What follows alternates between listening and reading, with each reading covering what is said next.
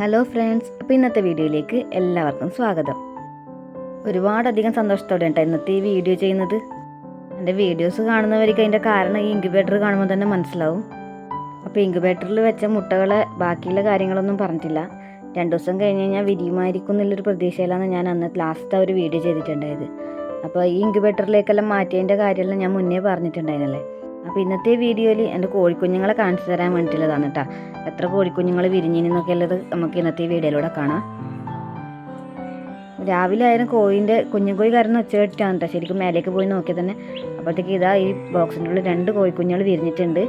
ബാക്കിയുള്ള മുട്ടക്കെല്ലാം ഇങ്ങനെ കൊത്തു വീണിട്ടുണ്ട്. ഏകദേശം ഒരു അരമണിക്കൂർ കഴിയുമ്പോഴത്തേക്ക് ഇതാ ഇത്രയും ആൾക്കാർ വിരിഞ്ഞിറങ്ങിയിട്ടുണ്ട് കേട്ടോ.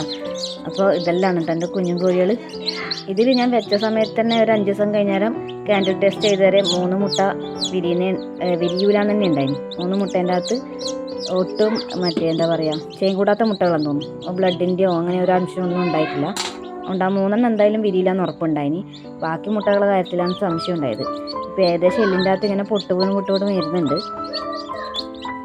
ചിലതിനെല്ലാം ചെറുങ്ങനെ വന്നിനത്രേ, ചിലതെല്ലാം നല്ലോണം ഇതെങ്ങനെ കീറി വന്ന് നിൽക്കുന്നുണ്ട്. അതിൻ്റെ ഉള്ളിലും കുഞ്ഞുക്കോയി വരാൻ നിൽക്കുകയാണ്. അപ്പോൾ ഇത് വിരിഞ്ഞിറങ്ങിയ ഓടെല്ലാം ഞാൻ ഇതുപോലെ മാറ്റിയിടുന്നുണ്ട്. എന്തെന്ന് വെച്ചിട്ടുണ്ടെങ്കിൽ ആ വിരിഞ്ഞിറങ്ങിയ തോട് മറ്റുള്ള മുട്ട ആ തോടിൻ്റെ ഉള്ളിലേക്ക് കയറിയിട്ട് വിരിയുന്ന കോഴിയും കൂടെ ഇല്ലാണ്ടായി പോകണ്ടെന്ന് ഇഷ്ടമാണ് കേട്ടോ. ഞാൻ ഇടയ്ക്കിടയ്ക്ക് വന്ന് നോക്കിയിട്ട് ഇതുപോലെ നോക്കി വിരിഞ്ഞിറങ്ങിയ ഓടെല്ലാം മാറ്റി ഇടുന്നുണ്ടായിനി. ഇത് ഒരുപാട് കുഞ്ഞുങ്ങളുണ്ടല്ലോ, അപ്പോൾ ഇവർ തട്ടി അങ്ങനെ മുട്ടയുടെ തോടിൻ്റെ ഉള്ളിൽ മറ്റേ മുട്ട പോയി കണിയണ്ടെന്ന് വിചാരിച്ചിട്ട് ഞാൻ ഇടയ്ക്കിടയ്ക്ക് വന്ന് നോക്കിക്കൊണ്ടുണ്ടായിനെ. അപ്പോൾ ഇത് ഏകദേശം കുഞ്ഞുങ്ങളെല്ലാം വിരിഞ്ഞിറങ്ങി വന്നിട്ടുണ്ട്. ഇന്നത്തേക്ക് മുട്ട വെച്ചിട്ട് കൃത്യം 21ാമത്തെ ദിവസമാണ്. അപ്പോൾ ഇന്ന് രാവിലെ തന്നെ ഏകദേശം 9 മണിയാകുമ്പോഴത്തേക്ക് തന്നെ എല്ലാ കോഴിക്കുഞ്ഞുങ്ങളും വിരിഞ്ഞിറങ്ങിയിട്ടുണ്ട്. എല്ലാം എന്ന് പറയാൻ കഴിയില്ല, 3 മുട്ട എന്തായാലും കേടായിട്ട് തന്നെ ഉള്ളത്, ഒന്നുമില്ലാണ്ട് തന്നെ. പക്ഷേ അതിനകത്ത് 2 മുട്ടയും കൂടെ വിരിയാൻ ബാക്കിയുണ്ടായിന്. അതിലൊരു മുട്ട കെട്ടുപോയിട്ടായില്ലത്, ചെറിയൊരു കറുപ്പോളർ അതിൻ്റെ ഉള്ളിൽ ഇങ്ങനെ കാണുന്നുണ്ട്. ഒന്നുമില്ല, അതിനകത്ത് അനക്കൊന്നുമില്ല. പിന്നെ ഒരു മുട്ടയുള്ളത് ഇതുപോലെ വിരിയാൻ വേണ്ടി കീറി വീണ് കിടക്കുന്നതാണ് ഉണ്ടായത്. അപ്പോൾ അതിനെയും കൂടെ ഒന്ന് വിരിഞ്ഞ് കിട്ടാൻ വേണ്ടിയിട്ട് വെയിറ്റ് ചെയ്ത്, പക്ഷേ വൈകുന്നേരമായിട്ടും അത് വിരിഞ്ഞ് വരാത്തത് കൊണ്ട് ഞാൻ ആ മുട്ടയുടെ ഓടെല്ലാം ഒന്ന് അടർത്തി മാറ്റി കോഴിനെ പുറത്തേക്ക് എടുത്ത് വെച്ചിട്ടുണ്ടായിന്. പക്ഷേ അന്നേരം തന്നെ അതിൻ്റെ കാലെല്ലാം ഇങ്ങനെ വളഞ്ഞിട്ടുണ്ടായിന്, നേരെ നിൽക്കാൻ പറ്റുന്നുണ്ടായിട്ടില്ല. പിന്നെ സാധാരണ ഞാൻ അങ്ങനെ ചെയ്ത് കഴിഞ്ഞാലും ഞാനങ്ങനെ പൊളിച്ചെടുത്ത് വെച്ച് കഴിഞ്ഞാലും ആ കോഴിന് എനിക്ക് ജീവനോടെ കിട്ടൽ കുറവാണ് ഉണ്ടായത്, റെഡിയായി കിട്ടലില്ല. അപ്പോൾ ഇതിനെങ്ങനെയാവും എന്നറിയില്ല.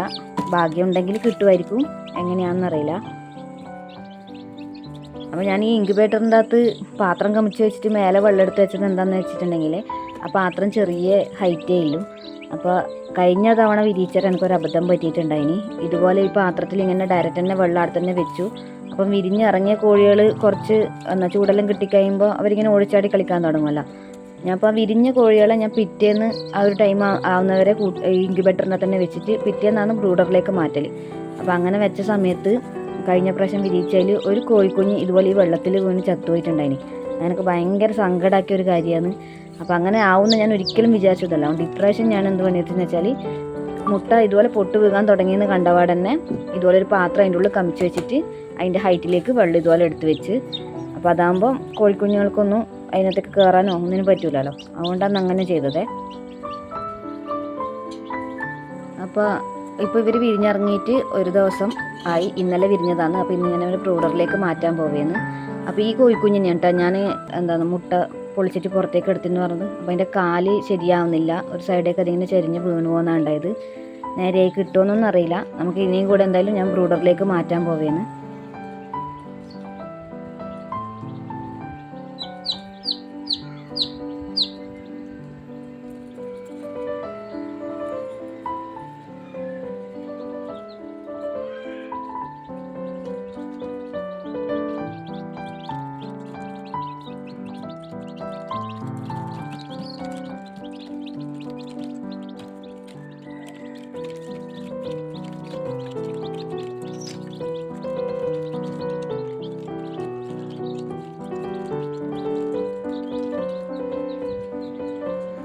അപ്പോൾ ഇതിലിതാണ് കേട്ടോ ഈ കേടായ മുട്ട എന്ന് പറഞ്ഞത്.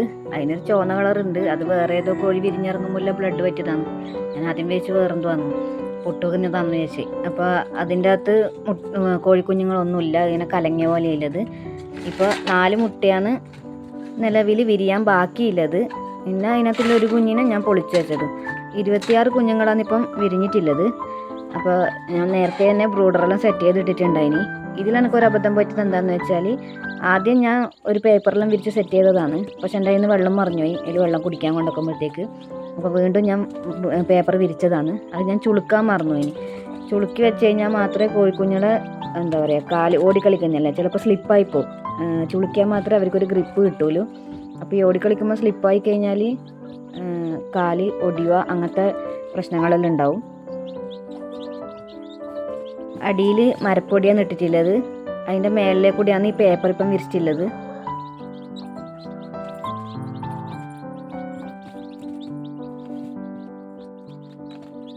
ബ്രൂഡർ കോഴികൾ ഇടുന്നതിനേക്കാളും കുറേ മുന്നേ തന്നെ സെറ്റാക്കി വെക്കണം. ഇതെല്ലാം റെഡിയാക്കണം. അപ്പോൾ ലൈറ്റും നേരത്തെ തന്നെ ഇട്ട് വെക്കണം. കോഴിക്കുഞ്ഞുങ്ങൾ ഇടുമ്പോഴത്തേക്ക് ചൂട് നിൽക്കാൻ വേണ്ടിയിട്ടാണ് അങ്ങനെ ചെയ്യുന്നത്.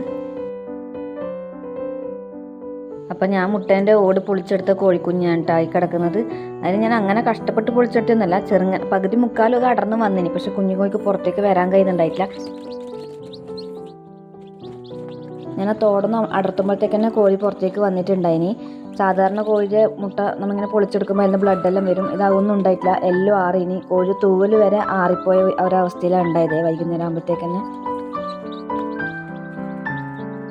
അപ്പോൾ ആ കോഴിയാണ് ഈ ബൾബിൻ്റെ താഴെ തന്നെ കിടക്കുന്നത്. അപ്പോൾ അതിന് ഞാനിപ്പോൾ കോഴികൾക്ക് കുടിക്കാൻ വേണ്ടിയിട്ട് നേരത്തെ കാലത്ത് തന്നെ വെള്ളം റെഡിയാക്കി വെച്ചിട്ടുണ്ടായിനി. ആ ഒരു പച്ച കളർ വെള്ളമാണ് അത്. എന്താ പറയുക, പനിക്കൂർക്ക, തുളസിയില, വെറ്റില ഇതെല്ലാം കൂടി അരച്ചിട്ട് അതിൻ്റെ നീരെടുത്തിട്ട് കൊടുത്ത വെള്ളമാണ്. അതെല്ലാം ആകുമ്പം കുറച്ചും കൂടി ഒരു ഇമ്മ്യൂണിറ്റി പവർ കിട്ടിക്കൂട്ടെന്ന് വെച്ചിട്ടാണ് അങ്ങനെ തന്നെ ഒരു വെള്ളം ആദ്യം തന്നെ കൊടുത്തത്. ഈ വെറ്റില കഷായം ഉണ്ടാക്കണം എന്നുണ്ട്, അതിനുള്ള സാധനങ്ങളെല്ലാം കൃത്യമായിട്ട് കിട്ടണത്ര. അതുകൊണ്ടാണ് അത് പെൻഡിങ്ങിൽ വെച്ചിട്ടുള്ളത്.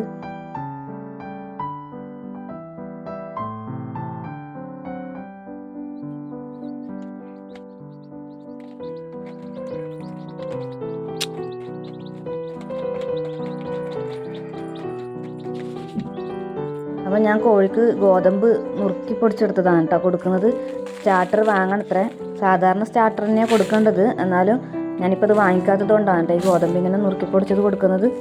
അപ്പോൾ അത് നന്ന പൊടിച്ചിട്ടാണ് കൊടുക്കുന്നത്. അതും ഇതുപോലെ തന്നെ പേപ്പറിൻ്റെ അകത്ത് ഇങ്ങനെ വേറിട്ട് കൊടുക്കുകയാണ്. അതാകുമ്പം എല്ലാവർക്കും തിന്നാൻ പറ്റും.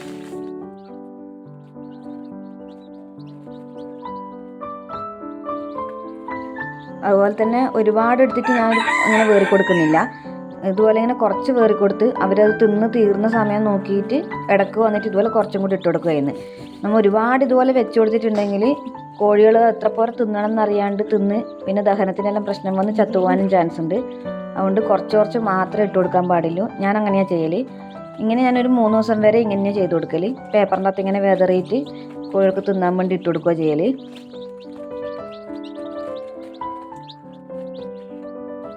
അതുപോലെ തന്നെ ഡെയിലി പേപ്പർ മാറ്റുകയും ചെയ്യും.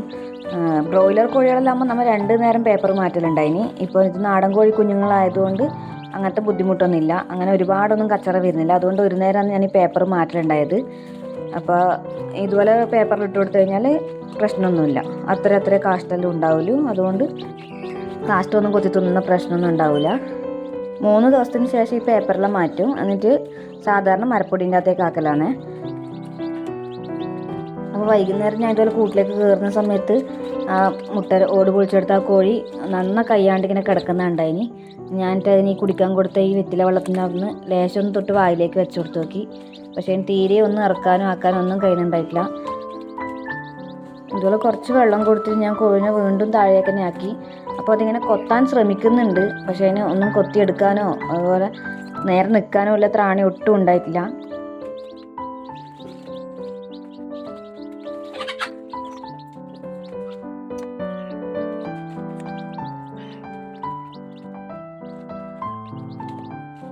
വൈകുന്നേരം ആകുമ്പോഴത്തേക്ക് തന്നെ ആ കുഞ്ഞു കോഴി ചത്തുപോയിട്ടുണ്ടായിനെ.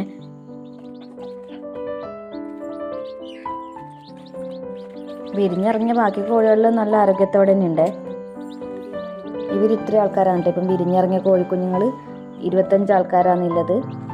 അപ്പോൾ ചാനൽ സബ്സ്ക്രൈബ് ചെയ്യാതെ കാണുന്നവരുണ്ടെങ്കിൽ ചാനലൊന്ന് സബ്സ്ക്രൈബ് ചെയ്ത് സപ്പോർട്ട് ചെയ്യാൻ കൂടി മറക്കല്ലേ.